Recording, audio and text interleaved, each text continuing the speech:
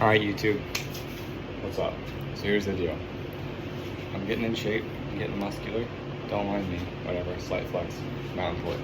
So this right here, this, get a good angle so you can see me. Awesome. So this is my TTR 250. I think it's an 03, whatever it is. Got it super cheap on Marketplace. Now, originally my plan was with this bike is I wanted to just fix it up, get it running, put some OEM goodies on it, stuff like that, and kind of just ride it. But I realized I live in a suburban area, and I'm never going to do that. And also, I've had a billion dirt bikes, and they're just like whatever. So instead of just fixing it and selling it, or whatever the deal is, I'm like, I want a Tesla or an EV vehicle at some point in my life, but I can't afford one. So I'm going to just make one. So did a little research. I've done some measurements, some CAD drawings, and kind of figured out a little rough plan of how I'm going to do a little budget. So yeah, I'm going to EV swap. Hopefully, put a motor and a battery, controller, all types of cool stuff into this here. Now, also a reason why I chose to EV swap this particular bike is because this bike is, I guess, known as one of the worst dirt bikes out there because it's so heavy. So I'm like, well, it's not a good bike to fix and ride anyways because it's not very popular, it's heavy, whatever the deal is. And it's going to cost me a pretty penny to fix it because the gas tank is damaged, the engine doesn't run, so don't know what's wrong with it. I'm sure it's not that big of a deal, but I could leave it the way it is and sell the engine for $500 or something like that. And then sell the exhaust, sell the clutch stuff, sell all that greatness, and then just keep the basics. And my goal is pretty much to spend like very little money and have a fast, cool EV. Now, it's my first time doing it. I've never done this before. It's my first time, so we're gonna get straight to it. We're gonna figure it out. But I'm very excited. So I guess today I'm gonna go ahead and just break it down real simple and kind of show you guys like how it looks right now, what's going on with the bike, and then kind of like what my plans are roughly. I might even show you guys a small clip of like my CAD drawings so you can kind of see what I'm working with. They're very rough right now because I'm just getting the process started. I actually just took the dimensions of this bike before the video here, so I'm going to update my drawings to the dimensions so it's more accurate. Because I'm trying to see, like, lay it out how it's going to look, and then use those CAD drawings and blueprints to kind of do the work here. So again, first timer, so I'm super excited. Let's get straight to it. Alrighty, so here it is, the 230 or 250. I got it mixed up. So as you can see, it has all that clutch greatness on it still. I started replacing stuff like these levers, these grips. These grips are actually tore down here, but whatever. The bars here are new. Don't mind this. This is whatever. I replaced the airbox with an OEM one because it was missing. So it has an air filter in there. You can't really see it, but it's in there. Took the fenders, all the plastics were taken off of it, but it is missing the side plastics in the front fender because it was disintegrated. And it also, these bikes came with a headlight, but I'm gonna buy a number plate, a generic like eBay one, and just put it right here for the heck of it.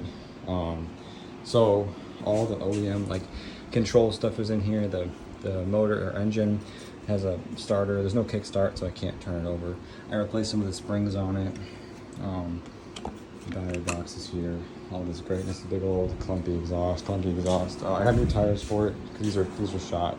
The brakes are okay. I rebuilt the kickstarter here, kickstand, bed linered it, new hardware.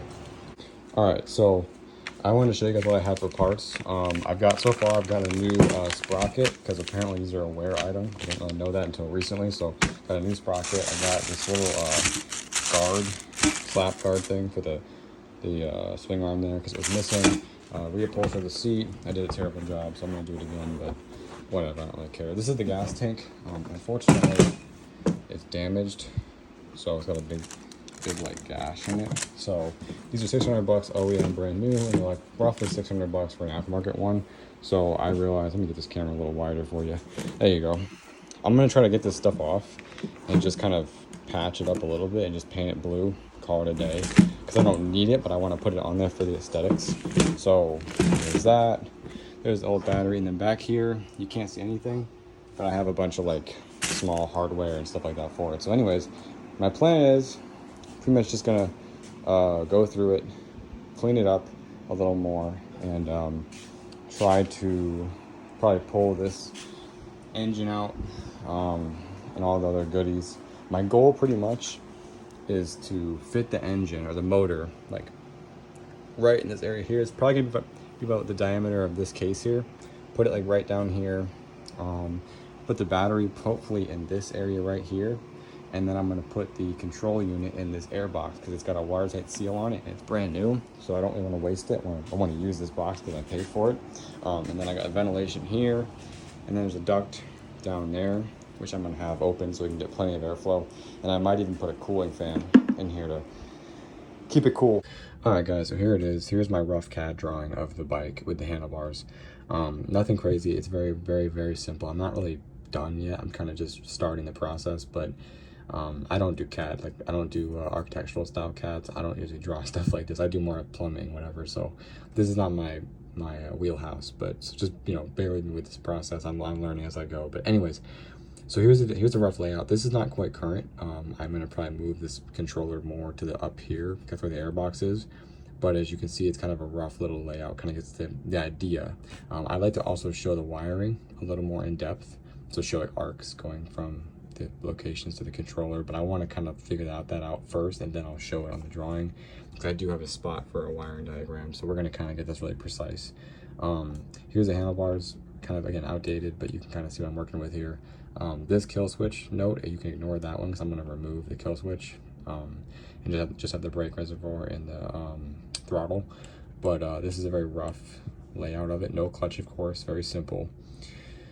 And then I've just got some notes for myself just as to what to remove and whatnot, so I don't forget it. But anyways, if you go out a little further here, you can see I've got my my kit here put together. So I've got this Vivor brushless 72 volt 3000 watt brushless motor with a speed controller, so I get the two things in one here for roughly $200. As you can see, it's for hold on, focus there, motorcycles, all kinds of good stuff like that. So it should be fine. I did some research on Reddit and stuff like that, and everyone was saying that a 3000 watt 72 volt system usually is a pretty safe kit for these kind of swaps, so it should be fine. But my bike is a little heavier, so we're gonna find out. Fingers crossed on that one, big time. Anyways, that's my motor setup, and then over here I've got a battery picked out. Hopefully this is gonna be legit. As you can see, it's a China special. Has a charger, fast charger connectors, the battery. It's got a little case for it, and it looks like it's pretty small. They've got it stored in this little bicycle. I believe it's right in this area here, so it's not that big. It should be pretty easy to store it. Let's see here, and I chose this spec right here, so I think this is what I chose. Yeah, so this one here is roughly $800. It matches the specs of my motor, so it should be a direct plug-in. No problems with this situation here. And again, that price tag, $800. That's the real kicker here. Unfortunately, these batteries are more expensive than I planned. I could go with something like this. These are a little cheaper, but it looks more sketchy, so I'm gonna pass on those. Over here is my throttle, Amazon special. It's just, I heard this brand, focus. This brand here is pretty good, I heard, so I'm gonna go with this one. These grips kind of look like trash, so I'm gonna try to replace these because I have Pro Taper ones. But as you can see, it has the nice little wires. These are like, I don't know, 22 gauge, something real small. But gonna wire this up, hopefully get this working. Has a controller on it, of course, and it's $100, but I'm pretty sure you can get these used. They usually have a used setting somewhere over here, so I might see if I can buy this guy used and get a little bit of a better deal. But either way, if they're quality, I don't mind paying for quality because obviously that's the way to do it. Now, my other option was, if I didn't, and this is my whole kit pretty much. This totals out to be about roughly $1,080, which is not bad. Because remember, I'm gonna also plan on selling my dirt bike engine with the clutch assembly, as well as any other small pieces I don't use. So I'm gonna recoup like roughly $500 probably. So that'll take off a good indent of this price. This is my last option over here. This was a kit. This price is not 100%, but pretty much it's a kit that comes with like a motor, a gauge cluster, a control unit, a battery. You can see it fits in most dirt bikes. It just kind of, this picture sucks. Go to the other one. Here we go. So you can see right here, that right there is a connection point. Because they didn't use that one there. There's probably one up here somewhere, I'm sure, or right here. but that's pretty easy to install, so I'm hoping I have the same luck. And I'm seeing it comes with wire, this one here. I don't know if mine has, because this one, I think based on the specs, according to my wire sizing chart, this needs like roughly a 6-gauge wire. So I don't know if this guy comes with any wire.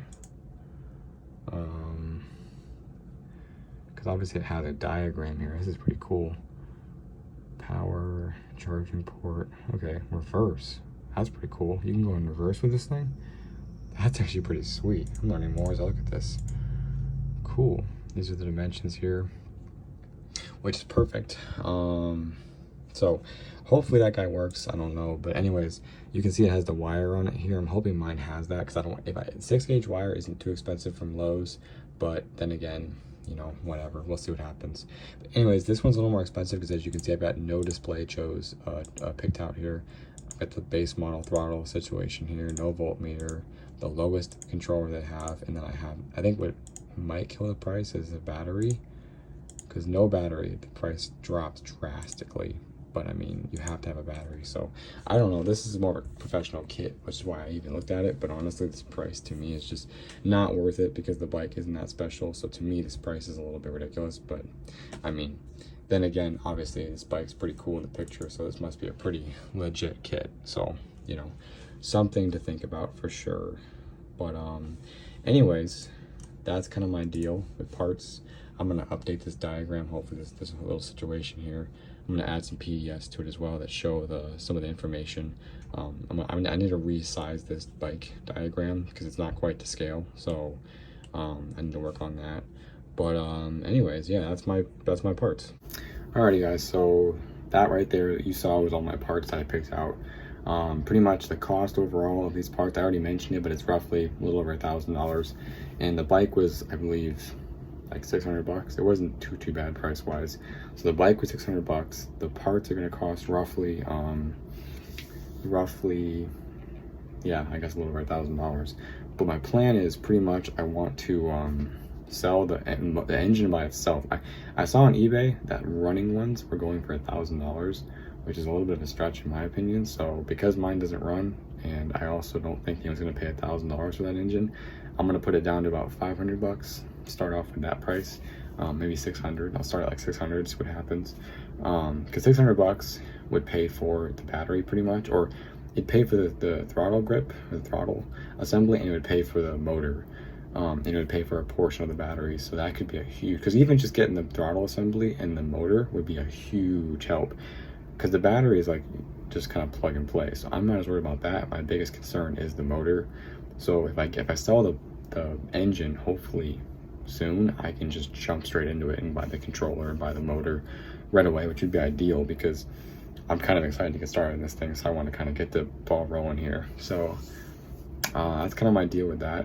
So anyways, stay tuned. I'm super excited.